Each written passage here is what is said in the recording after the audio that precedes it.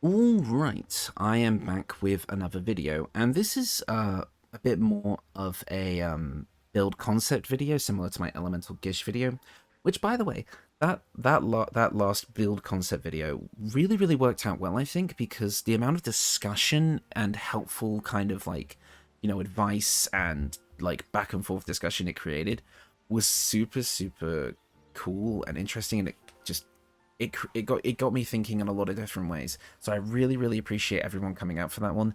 That was awesome. Thank you so much for your support. Speaking of support, my Psionic Warrior video is at like 12k views, which is mind-boggling. I'm kind of glad that that's one of my more popular videos, because that's probably, aside from my Dante build, that's probably one of the builds I am most proud of. Even though maybe I might tweak it a little bit now to kind of go more into the martial side, as it seems to be its biggest criticism, but I'm not going to get into that here. But anyway, like I say, I'm here with a build concept, mainly because, and I mainly call this a concept because I have no idea which way I would want to go with this. This is a build that's going to revolve around a certain status effect, similar to how my Pyromancer build kind of revolved around the heat effect, at least in the early game. But I feel like this is a status effect that could go all the way to the end game. I am talking about Reverberation, and I'll bring it up using this item. Reverberation. An affected entity has a -1 penalty to strength, dexterity, and constitution saving throws per remaining turn. So similar to how heat stacked its effect based on how many turns it had remaining, this one does too. But it's sent onto an enemy, and they can get like a maybe -1, -2, or -3 penalty to all of their physical saving throws, which is a pretty powerful effect. But there's more. When an entity has 4 or more turns of Reverberation, it takes 1d4 thunder damage and possibly falls prone. And if you don't know, of course, prone means that they have disadvantage on strength and dex saves, can't take actions, bonus actions, or reactions, and attacks against them have advantage, and they must use half their movement speed to stand up. That is a lot for a single status condition. It's a shame it's bugged. This second part of the passive, as of this patch, patch 2, hotfix 6, and patch 3, I believe, is coming out tomorrow as of recording, so this might be fixed by then. This second part of the passive does not trigger, causing this to stack even higher. So technically it's powerful in a different way, because I think you can get, at least from what testing in the wiki shows, this -1 penalty can stack up to 7 times. So you can get a -7 penalty to strength, dex, and con saves, which is powerful in a different way, but I'd quite like for this to be working as intended, because with the way this equipment is set up, you could potentially stun lock opponents with this second part. So let's get into it exactly. Reverberating basically is something this build with this equipment is going to be able to upkeep pretty much 100% of the time on any enemy they attack.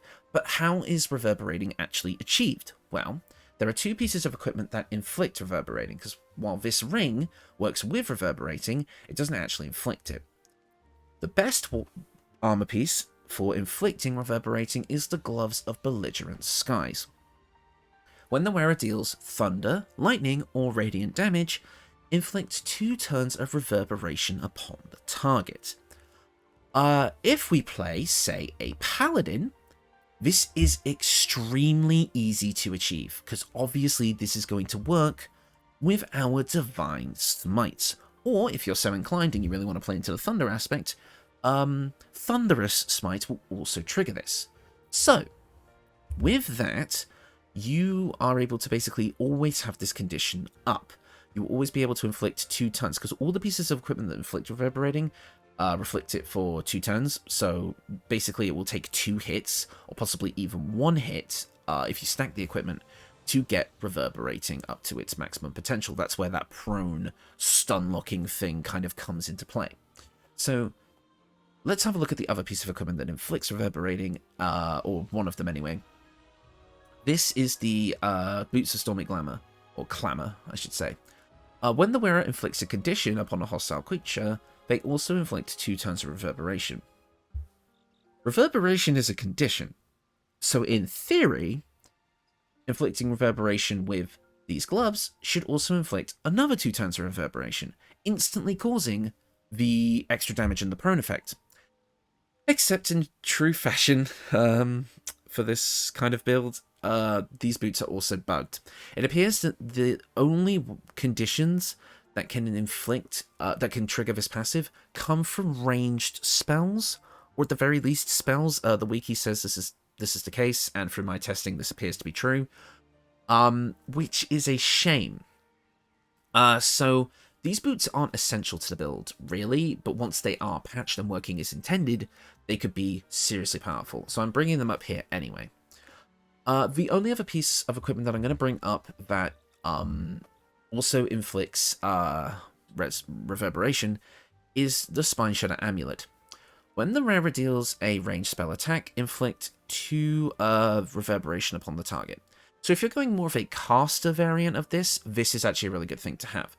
But since I'm going to be kind of showcasing primarily a more spell sword version of this, which is going to use melee attacks primarily, because, you know, Paladin, I feel like this is less valuable.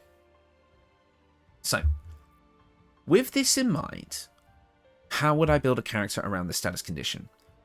Well, I think you've got a few options here. You could play the classic Tempest, Cleric, Storm, Sorcerer. Basically just getting those full power lightning attacks. Many people have done this build. Colby over at D&D Deep Dive has done a really, really detailed thing on this on his Baldur's Gate 3 videos. I highly suggest checking that out. Basically, you could take his build and throw this equipment on it, because he doesn't think about equipment when he makes his builds, which I think is quite admirable. So you could basically slap this equipment on and just go absolutely crazy. Otherwise, I'm going to be getting into the build that I will be showing, and I'll get to it in a second, but I want to go through some more of the equipment first, and that will kind of justify why I've chosen this specific kind of build. So, let's get into the Ring of Spiteful Thunder. This interacts with Reverberation, but doesn't actually inflict it. So, when a reverberating creature takes thunder damage from you, that creature will become dazed unless it succeeds a Constitution saving throw. A reminder here that Reverberating gives you a penalty to con saves. So, you know, or gives the enemy a penalty to con saves. But let's have a quick look at what Dazed does. The target will have disadvantage on Wisdom saving throws, so yet another penalty to saves. Can't take reactions and loses their dex bonus to their armor class. So they're taking an armor class hit, cannot take reactions, and a disadvantage on Wisdom saves. This is huge. I kind of said in my last video, the Holy Arrow, but Dazed was a kind of okay condition when you get it from something like Inquisitor's Might, which so you only get it like kind of once per long or short rest. And so it was kind of like an status condition. But with this, where you could basically deal it every turn, it becomes a lot more powerful. So I think if you're going to build a Reverberation build, you're going to always want these gloves and always want this ring. These boots are optional unless they're working as intended, in which case I think they're pretty much essential as well.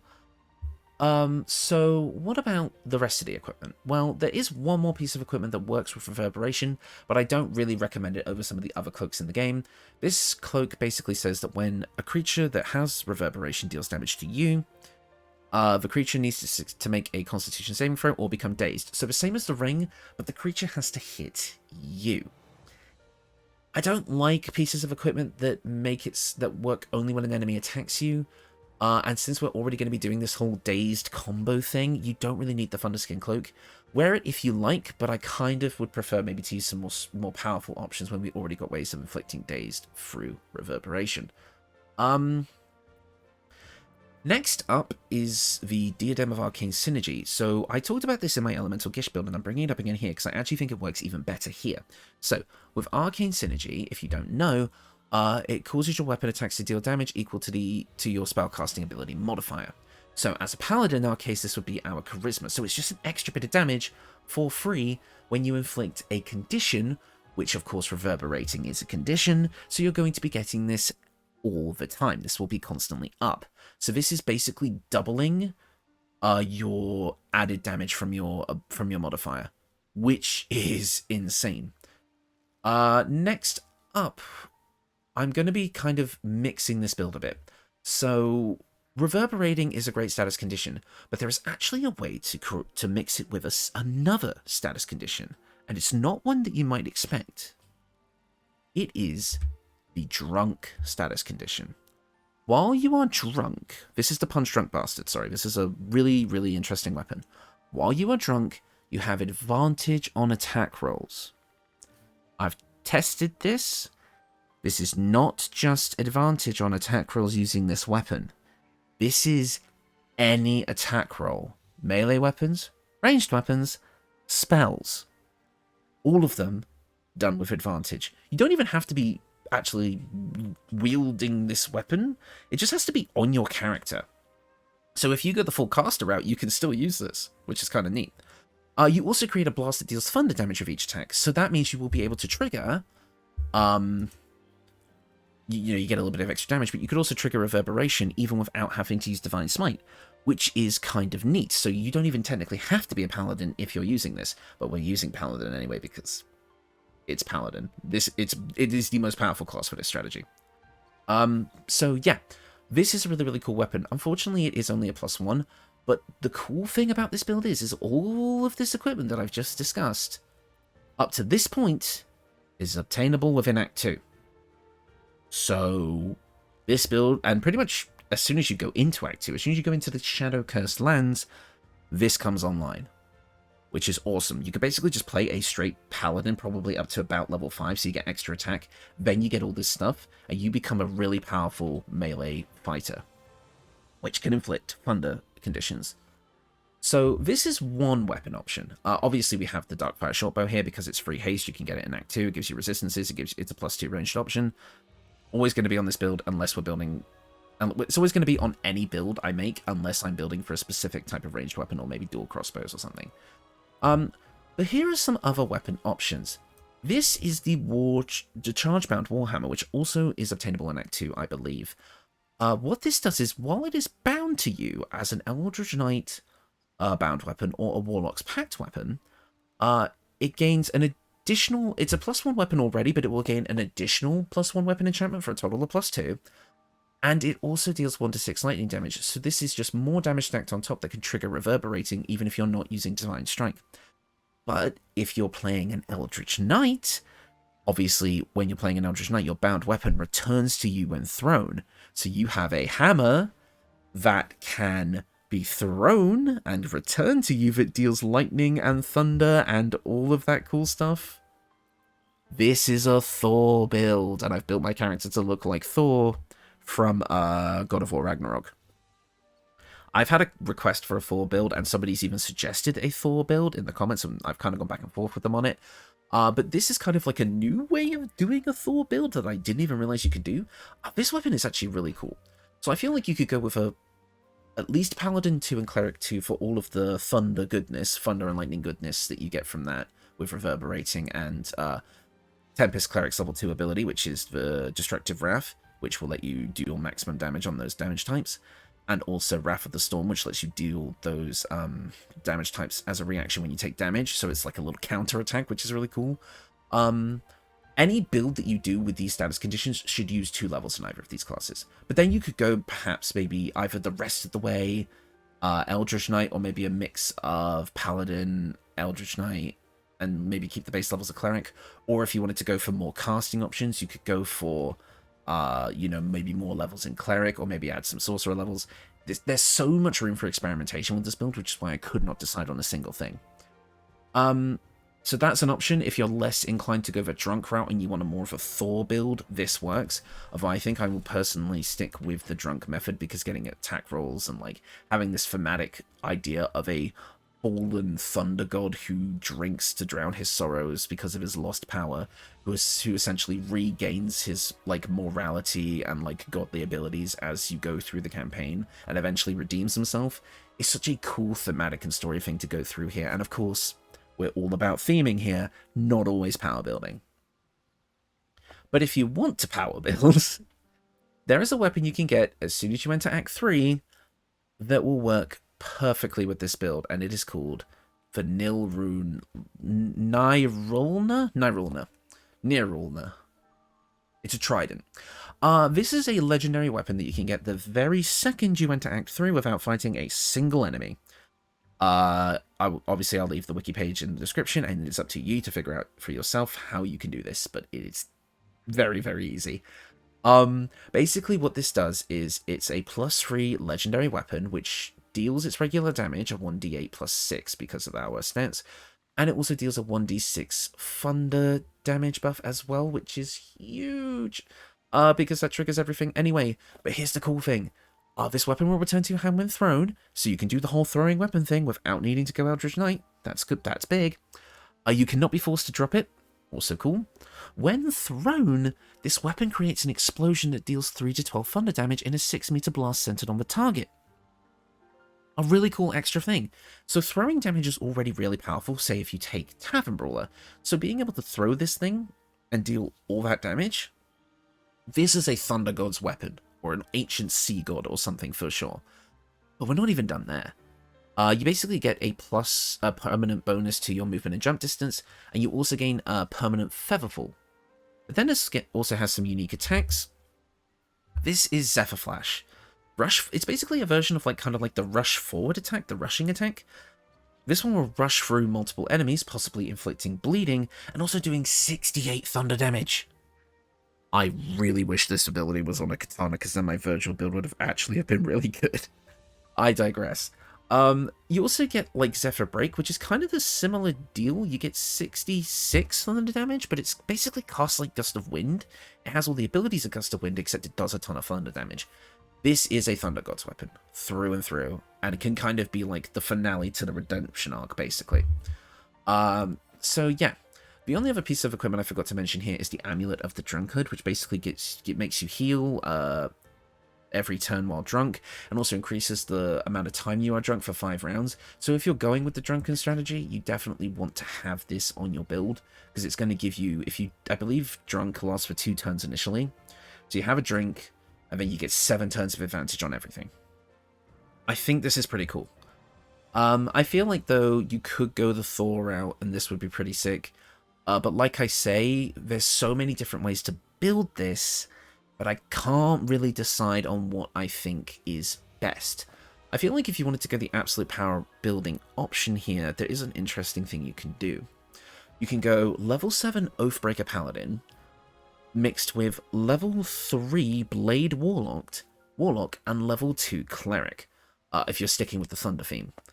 What that can essentially do is, if you are using the Chargebound Warhammer as an example, or the Nyrulna if you want to be a bit more powerful, you can, with that, make this weapon your pact weapon, causing you to be able to use your Charisma for the attack and damage modifiers. Then, with Oathbreaker Paladin's level 7 ability, Aura of Hate, that also adds your spellcasting modifier, or I believe it's your Charisma modifier, to your attacks. With a melee weapon. And then the Arcane Synergy that we talked about before, when you inflict Reverberating, will do that again. You're getting your Charisma modifier to your melee weapon attacks 3 times in a single hit. If you go to 20 Charisma, that is, I believe, plus 15 to hit, which is more than Great Weapon Master. And if you find a way to get Great Weapon Master on this build comfortably, Jesus, you would be doing 25 extra damage guaranteed per hit? Like, unless I've miscalculated something, that is insane. But then you also, again, like I said, that's the melee variation, and unfortunately with that you'd be extremely mad, multi-ability score dependent, and you would really, really struggle with the lack of ability score improvements. So this is a thing where you really have to play around with it. The reason I've made this build concept video is because there's so many different ways to build this that are cool and unique and thematic that I can't settle on one, so I'm just kind of discussing them all in rapid fire. And I know my thoughts have been a bit rambly and all over the place, so I will have had text on screen, and obviously go to the description for all the extra details, like the wiki pages for the items and such, to be able to get like a full view on this. How I would personally play through this, I think, if this was me, is I would, if I wanted to go kind of like this gishy thunder reverberation inflicting route, I would go 5 levels of Paladin, maybe. 2 levels, I would actually probably maybe try to do 2 levels of, yeah, 5 levels of Paladin, 2 levels of Cleric, and then maybe go the rest Storm Sorcerer. Because that is going to get you, like, a bunch of spells. You get extra attack, a bunch of spell slots for your Divine Smites, because you're going with full casters, and you're also going to be getting all the cool benefits from Tempest Cleric and the ability to do that Nova damage with Create or Destroy Water as well. Although, and then obviously if you go with the drunk method, so you get drunk as well, you're going to get advantage on everything you do for 7 turns. And then if you go with the Nalruna, well, it's game at that point. As far as the armor goes, I just have this Nordic looking armor, which I think looks quite cool, but you can go with pretty much any armor that suits your fancy for this. And like I say, you can pretty much go with any cloak that you like, but everything else is kind of set in stone. Oh, and obviously the other ring slot, I just have the Ring of Protection here. But yeah, there's a lot of things you can do here. I'm kind of just putting like a concept out here for people to explore. I'd be interested to hear what like people's takes are on this with a kind of build. I feel like if the person who requested the Thor build is watching this, go with, I would say 2 levels of Paladin, 5 levels of Eldritch Knight Fighter maybe, and then, well, you could possibly go the rest Cleric if you want maybe like an extra Divine Charge or whatever. There's a bunch of things you can do. Experiment with this concept, theorycraft, create your own builds, and just have fun with this. I basically just wanted to bring attention to reverberating and kind of this drunk condition mix, because I just think thematically the idea of like a fallen drunken thunder god like Thor, basically having a redemption arc over the campaign and getting like a legendary weapon at the end of it is just super cool. So yeah, I think that's gonna do it for me. I can't really think of anything else I want to say about this other than look into the reverberating, look into the different kind of ways you can build this, and just have a ton of fun. I think that is gonna do it for me. I will be back with another video. I might not upload tomorrow. I've kind of been on like a daily upload streak since like the past weekend, and I think I am going to take a little bit of a break from that because I have a new kind of video idea that I want to test. I know I'm kind of bouncing all over the place. I want to do something other than a build video that is still kind of related to build making, but isn't straight up a build video. I don't want to spoil exactly what that will be, but I want to kind of see if I can get it done in a decent amount of time. So there's most likely no upload tomorrow. I'm still working on the backlog of requests because they have started to pile up. But I kind of wanted to kind of mix in a request video and this theory concept video into one. But yeah, additional details in the description for this kind of concept, and I will talk to you all later.